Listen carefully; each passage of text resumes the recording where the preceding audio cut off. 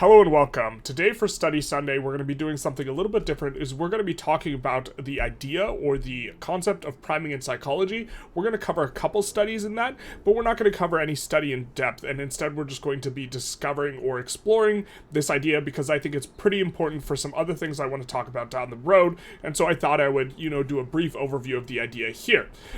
We will be first, going through a definition, then we'll be watching a Daniel Kahneman video on the thing, and then we will be talking about kind of the prototypical study for priming, which actually has some problems.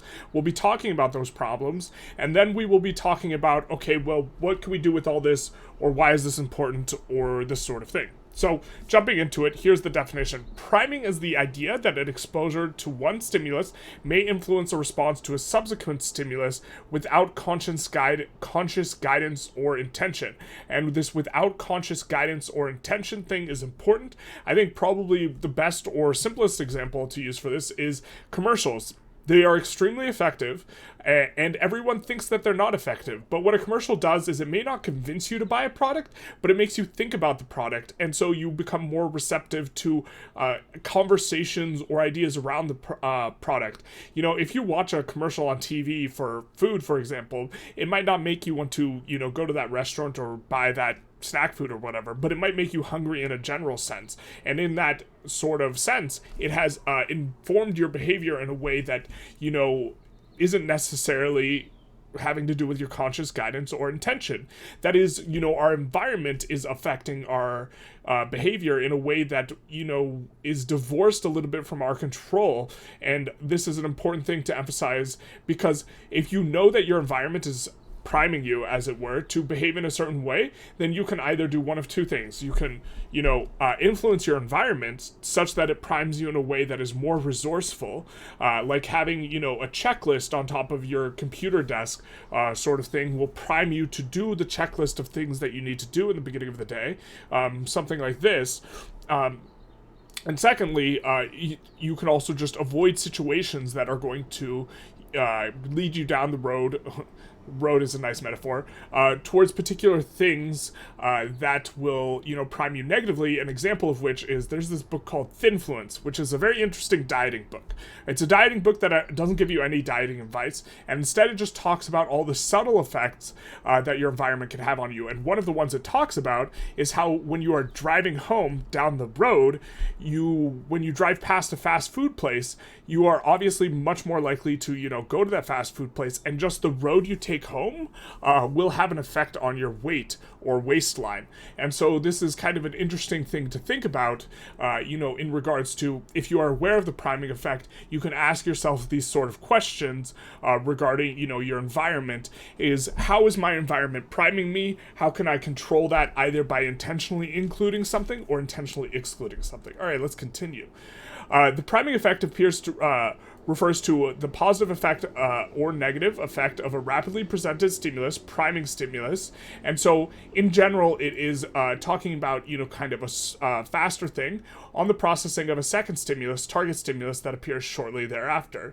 Generally speaking, the generation of priming effect depends on the existence of some positive or negative relationship between the priming and target stimulus. That is to say, if you are primed with the idea of money, you might behave more selfishly, for example. And we'll get into that with the Kahneman example. Okay, and so this is kind of all to say that, in a sense, what priming is doing is not kind of blinding you or doing any sort of effect that is very, very pronounced, but instead is like wearing a pair of colored glasses. And the way that your environment primes you is going to filter information in a way that you kind of look through rather than at. It's going to, you see a video on TV about food, and it hasn't convinced you, or sorry, not a video, a commercial about, Denny's, and it hasn't convinced you to get Denny's, but it has colored the lenses of your perception such that you're more likely to be thinking about food.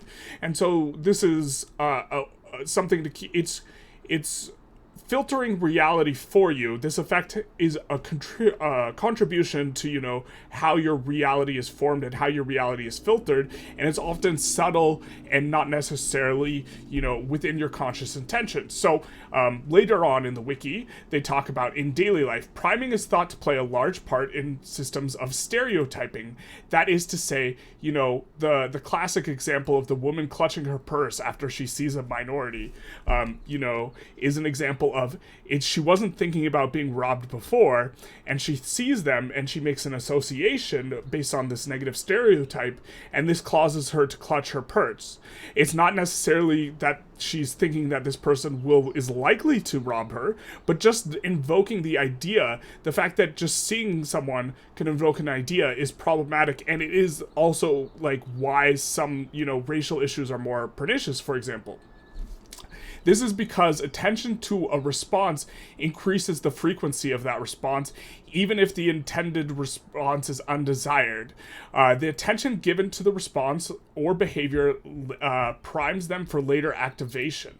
Another way to explain this is automaticity. If a trait descriptions, for instance, stupid or friendly, have been frequently or recently used, these descriptions can be automatically used to interpret someone's behavior. An example of this, there's this study, I haven't read it that closely recently, but what they do is they give people a stimulant, and they put them in a waiting room, and they have the actor that is with them, that is supposedly taken the same stimulant, act one of two ways, either euphoric or very angry. And when they ask the person to report on their emotions afterwards, the priming that they have gotten from the other subject, who's really just an actor, informs whether the person reports that they're either angry or that they're euphoric, kind of both consistent with the physical stimulus of, the stimulant. An individual unaware of this may lead to behavior that may or not agree with their personal beliefs. Okay, so let's take a quick look at Kahneman, who I have a deep respect for, and just take a look at a video that he has, or a video of him talking about priming and money. Because once you're exposed to it, it's going to affect you. And, those effects are the cues in our world that we're not aware of, can be extremely powerful. There is a whole line of... So it's cues or lenses through you're looking through. Study. It's not exactly to your point, but I must tell you that story. There is a whole line of studies on what happens to people when they're exposed to the idea of money. Prime. For example, they perform one task, and there is a computer nearby, and on the computer there is a screensaver, and the screensaver are dollars floating in water. And so this is just a very innocuous, once again, environmental factor. Someone's screensaver on a computer next to you can inform your behavior. Bills floating in water. That makes you selfish.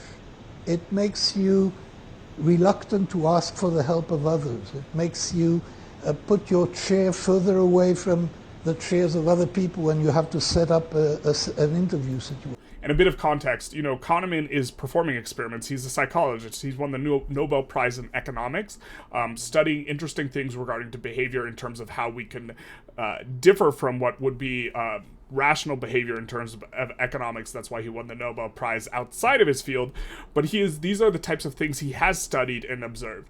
It has effects on all sorts of behavior that people are completely unaware of. And the links are symbolic, and you can be aware of that. How can you resist it? We are exposed to money, and it's going to have some effect. Now, if you're and so it's, even if you're aware of it, it's still going to inform it, because it filters, it filters your reality through a specific lens that even if you're aware of it, you are still, the money relevant stuff has still been brought through your attention sphere, and you can't unring that bell. And so this is... Designing an organization, or if you're designing an environment for people, you can create an environment that will remind people of money all the time. So this is perfect that he brings this up about this design, because in terms of your own practice, design is where you can have some control. You know, your environment is going to prime you in a way that is maybe not within your control. For example, just happening to see the money, but you can design your environment to either see the money, not see the money, you know, such that your attention is focused on things that are important to you, or you are primed to think about things that are important to you. Or you can create an environment that will remind them of other things, and that will control their behavior to some extent. And that to some extent is also important to keep in mind, because it's not like mind control in a sense, but it is, I think, important to kind of look at. Okay, right. So let's go through it. And so these are some of the flagship studies done by Barg. I'm not sure how his name's pronounced. In this abstract, it talks about 3 studies, the second of which is often considered like the prototype study, or in a lot of books, this is the study gets referenced, but it has some problems. Let's just quickly go through the experiments, because I think they kind of highlight the idea of priming a little bit. So experiment 1 showed that the participants whose concept of rudeness was primed interpreted the experimenter more quickly and interrupted the experimenter more quickly and frequently than participants who were primed with polite-related stimuli. Not surprising. In experiment 2, participants for whom an elderly stereotype was primed walked more slowly down the hallway when leaving the experiment than did control participants, consistent with the content of that stereotype. This is the experiment that is often used to illustrate or describe priming. We're going to talk about it a little bit more. And in experiment 3, participants for whom the African American stereotype was primed subliminally reacted more hostility to a vexatious request of the experimenter. Implications of this automatic behavior priming effect for self-fulfilling prophecies are discussed as to whether the social behavior is necessarily mediated by conscious choice processes. Okay, this is also an example of, or kind of lends itself to, or it's similar to various other studies that have changed, for example, SAT administration protocol, because if you ask people their race before they perform on an SAT, if they are belonging to a race that is stereotyped to perform poorly, they will actually perform more poorly if you ask them their race beforehand, which is why whenever you take the SAT, they ask you all, you know, your background sort of stuff after you have taken the test, and that procedure is proctored very aggressively, let's say, because unless you are either Asian or white, who have stereotypes for performing well academically, then you will generally perform more poorly if you are reminded of your race, you know, right before you take the test, whereas otherwise you don't perform more poorly. Okay. So let's take a look at this, and we're going to talk about the elderly Woods study. So this was obviously is done on college students, because just about every psychology student is done on college students. And what they did is they had to solve anagrams. So they had to unscramble words related to being old, and so they were not consciously looking at the words, but then after they were walking down the hallway, and they would walk more slowly when primed with words related to being elderly, as opposed to words that were, related to other things. One of the problems is this study has had poor replication. So this is, someone tried to replicate it. In this case, it is Goyal and Nguyen. One of the experiments in '96 published by Ba and colleagues showed that when people were exposed to words pertaining to being old, they subsequently walked away from the lab more slowly. This finding is just one of the many in the field of social priming, and I think it's important to emphasize that a lot of these studies are regarded as being good, but this one's a little controversial. So in the field of social priming research, all of which suggests our minds are far more open to influence than we would realize. And I think that this is important to emphasize.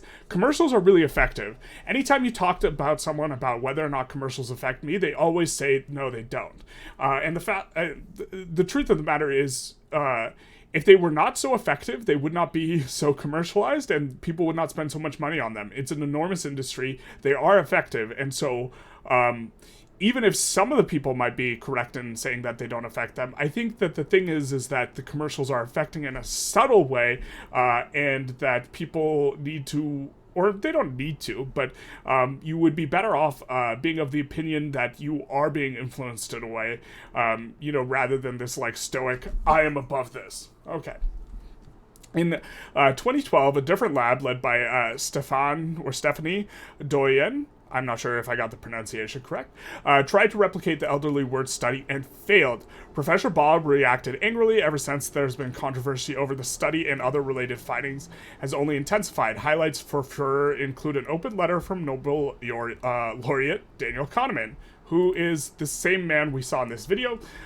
I looked for some of his statements. I think I found the correct statement, and he sort of apologized for overemphasizing some of the research and not necessarily doing his due diligence. But priming is an effect that is noticed in psychology, even if the flagship study for it, that is the elderly word study, walking down the hallway, has some problems. And so I just thought this was worth covering, because this is also just, whenever you're evaluating studies, you should also try and look and see if the study's been replicated, if you are going to use it kind of as a cornerstone for anything. Okay. And I also wanted to talk about another study, and that is this study on free will that I was not able to find. I looked for it for about 30 minutes. I'm aware of the study. I found it before. I've read the abstract before. I've read about it in a few books here and there. And the study goes a little bit like this. Individuals are primed with either belief in free will, which is the belief that you are the agent of your own actions, or the belief in determinism, which is that we are going to act in a particular way and we don't really have free will. It's an oversimplification, but there you go. And what they found is that the two groups, when later given a task that was impossible, they had to solve, it was like impossible anagrams, so they had to unscramble words, and there was no real word.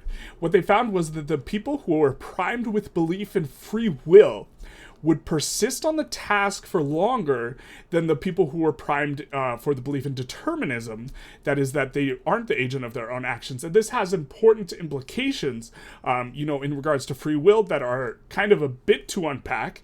But the idea is that believing in free will is useful in that it allows you to persist on tasks more. That is, if you think persisting on an impossible task is good, which maybe you don't think that. But the idea is it will be harder for you to get learned helplessness as a consequence of this. And I just thought this was worth mentioning. I'll probably do a later, kind of longer video on all this. Okay, let's go on to the next thing. And this is, what's our practice gonna look like here, and what are some sort of other implications, and why does all this matter? As we've been discussing before, or a little bit throughout this video, is you can influence your environment, you can influence what primes you, you can expose yourself to various things, you can change the notifications on your phone, you can change notification settings, you can set alarms where you are going to, bust out your, like, an index card or something from your pocket, and you're going to read about, it's got like 10 words on it that you're just going to read the words, and you are going to be, more oriented towards that thing. The car is going to go really loudly outside. So, like, for example, you could write gratitude on a note card, and you could have a timer, and when that timer goes off, you pull it out and you read gratitude, which is priming you to be more grateful, right? And so, like, these sorts of practices, but also just in general, mental exercise is kind of an interesting area for exploration in regard to priming. And we're going to just briefly talk about implementation intentions, because I think that they are a way of, sort of conditioning yourself to be primed in a particular way. And so I thought it was interesting and worth talking about, but we won't necessarily have a super long conversation about it. So when people furnish their goal intentions, I intend to attain goal X with implementation intentions. So this is a goal intention with implementation intentions, which is I will initiate the goal-directed response Y when situation X responses. The initiation of the goal-directed response becomes autonomized. And so what the idea is that as this relates to priming, if you say, for example, when I finish my second meal of the day, that is goal-directed, this is situation Z, when I initiate this, then I will go on a walk, which is goal-directed response of Y. You are creating a situation that when situation Z arises, right, you will be primed to engage in behavior Y. And so this is a way of, proactively sort of directing what your priming will be by having, let's say, a piece of paper you read every morning that has all your implementation intentions on it, yes? And so, for example, when if I am leaving my car and just arriving home, then I will take 2 pieces of trash with me. This is another example of an implementation intention, and these are ways that you can, make it so that when situation X or Z or whatever arises, that this is the stimulus, this is the exposure to the stimulus that is going to, precipitate the certain response you are in particular looking for. So you are structuring or creating a sort of structure that can inform your future action. And this is too much to unpack here in one video, but it's important, I think, that the underlying, psychological literature on priming is robust, and it supports that such a thing is possible, and I think it's worth noting this. Anyways, if you like this video, feel free to like, comment, subscribe. It does help out. Do the YouTube algorithm stuff, and have a good day.